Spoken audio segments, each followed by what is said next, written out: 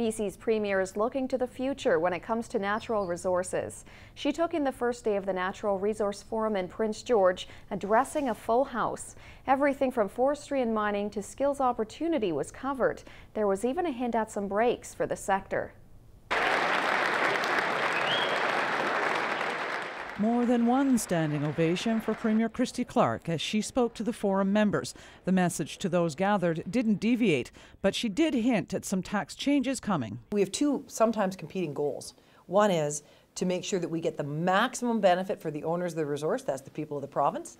But second, make sure that we don't kill, by creating too many taxes, kill the business case for these companies, because if they don't locate here, those 100,000 new jobs won't happen.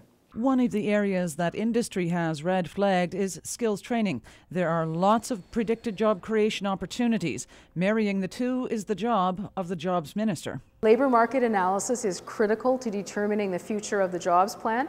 That work is underway, and also a collaborative approach between education, advanced education, and the Jobs Minister.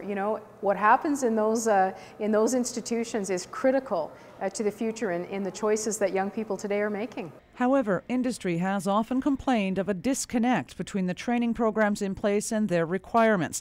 The Jobs Minister was quick to point out that industry has to get involved, not just government. Many of the new proponents are very interested in being involved in the training plan and how they can participate. So, there are those positives. But we do have some work to do on the apprenticeship side. And in fact, when you look at completion numbers, British Columbia remains above the Canadian average, but completion rates are still lower than we would want them to be.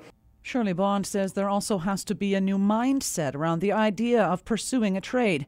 Premier Clark believes starting earlier will make the difference. We need to be providing a full range of offerings in the arts and in skills training for kids in secondary school at a depth that we're just not doing now.